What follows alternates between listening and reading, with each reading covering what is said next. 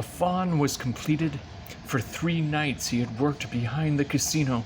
For 3 days he had hidden it beneath a wool cloth. Now he carried it to his workbench.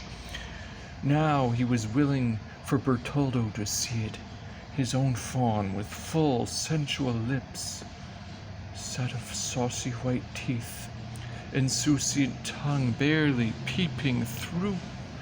He was polishing the top of the head with pietra ardita and water to grind away the tool markings and white dots.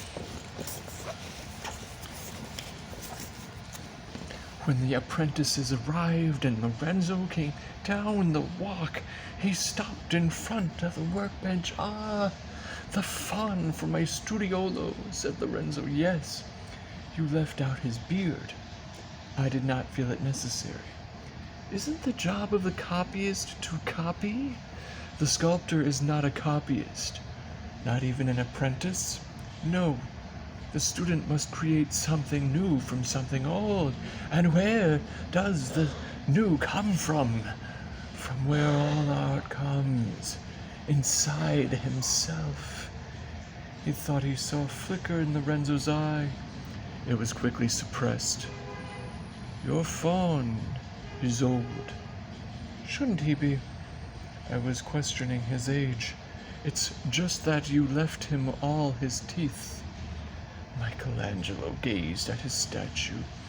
"I was making amends for the other mouth that decayed." "You should have known that there are always some waiting in fellows of his age." "In a man, yes, but in fawns, he could not resist an impish grin. Fawns are supposed to be half goat. Do goats lose teeth?" Lorenzo laughed good-naturedly. "I've never looked." When he left, Michelangelo took up his chisel and went to work on the faun's mouth. Lorenzo returned to the garden the next day. Today it was warmer, and Bertoldo was with him. Lorenzo stopped in front of the workbench. "Your faun seems to have matured 20 years in a day. The sculptor is master of time. He can age his subjects forward or back." Lorenzo seemed pleased.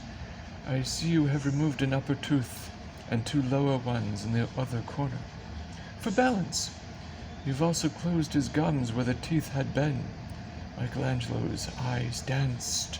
"It was perceptive of you to rework the entire mouth. Someone else might have been content just to hammer out the few teeth." It followed logically.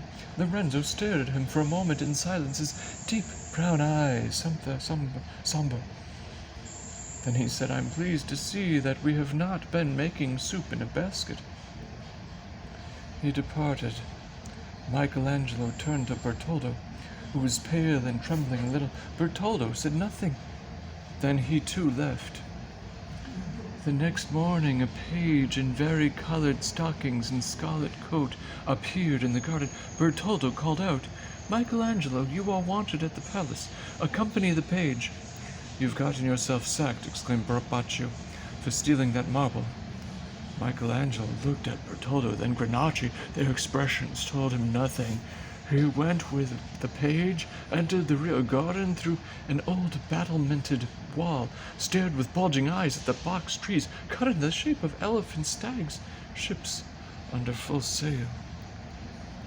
He stopped short in front of a fountain with a granite basin on which stood Donatello's bronze Judith. "If you please, sir," cried the page, "Il Magnifico must not be kept waiting." It took an act of violence to tear his eyes and body away from the powerful yet defeated figure of Holofernes, about to have his head cut off by Judith, upraised sword. The page left him down a wooden carriage ramp to the basement, then up 2 flights of narrow back stairs.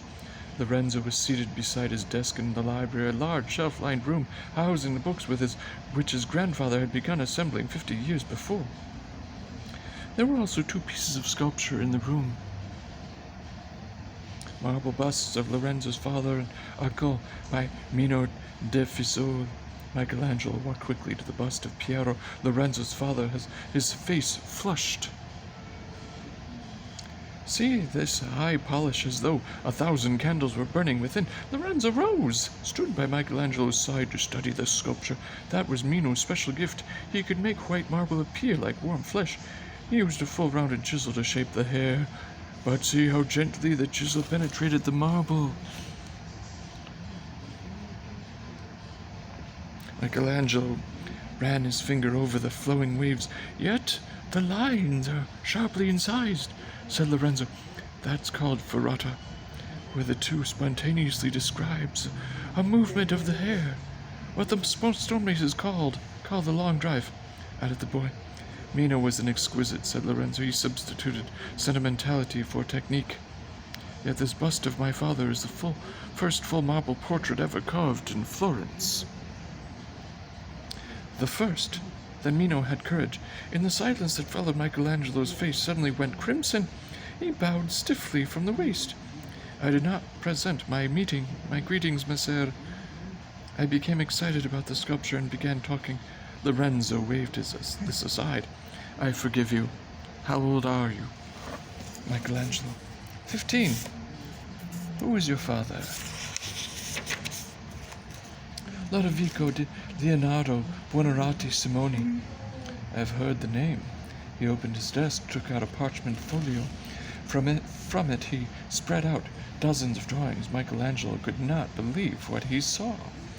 But those are mine. Just so Bertoldo told me, he destroyed them. Lorenzo leaned over his desk toward him. We have put many obstacles in your path, Michelangelo. Bertoldo was borne down hard with harsh criticism and little praise or promise of reward. We wanted to make sure you had stamina. We knew you had a real talent, but did not know your character. If you had left us for lack of praise or money or awards. There was a silence, and the beautiful room permeated with the delicious aromas of parchment pages, leather bindings, and freshly printed sheets. Michelangelo's eyes roamed the walls, seeing titles in a dozen different languages of which he could make out not a letter.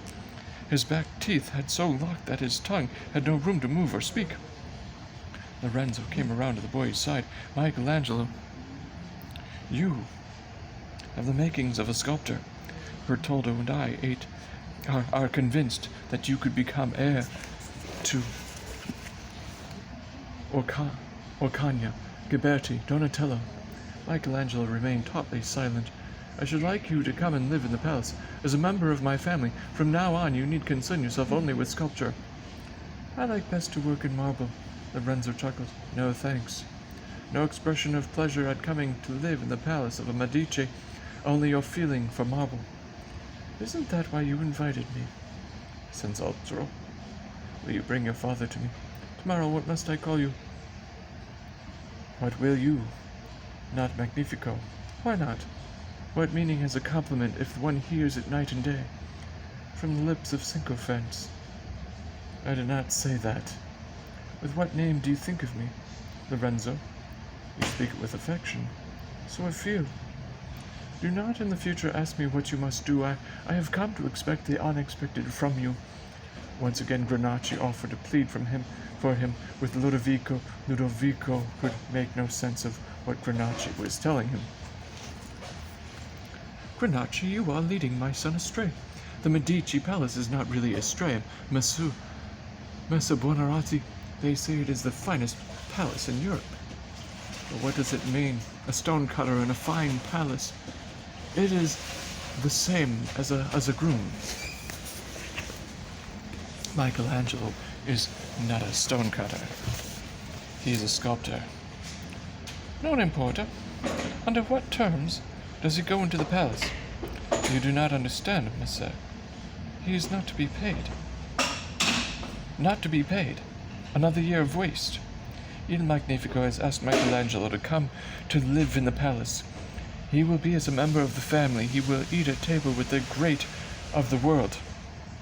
Who eats with the powerful will have his eyes squirted out with cherry stones. He will learn from the Plato Academy the finest scholars of Italy, continued Granacci stolidly, and he will have marble to carve. Marble, groaned Ludovico, as though the word were anathema. You cannot refuse to speak to El Magnifico. I will go. mumbled Ludovico. What else can I do? But I don't like it, not at all. In the palace, standing before Lorenzo in the studiolo, with Michelangelo at his side, the son found the father humble, almost pathetic, and he felt sorry for him. Buonarroti, Simone, we would like Michelangelo to live with us here, and become a sculptor. Everything will be provided for him. Will you concede the boy? Magnifico, messer, I know not how to deny you, replied Lodovico, bowing deeply. Not only Michelangelo, but all of us, with our lives and wits, are at the pleasure of your magnificence. Good. What do you do? I have never followed any craft or trade. I have lived on my meager income, attending to the few possessions left to me by my ancestors. Then make use of me. See if there is in Florence something I can do for you. I will favor your interest to the utmost of my power. Lodovico glanced at his son, then looked away. I know not how to do anything but read and write. The companion of Marco Pucci in the custom house has just died, and I should be pleased to have his place. The custom house. It pays only 8 scudi a month. It seems to me I could fitly discharge that office. Lorenzo raised both hands to elbow height, shook his fingers as though to rid them of water. I had expected you would request something with much grander, but if you desire to become the companion of Pucci, you can do so. He turned back to Michelangelo, standing tight-lipped before him. A warm smile lighted the dark, homely face. It is 60 years since my grandfather Cosimo invited Donatello into his home to execute the bronze statue of David.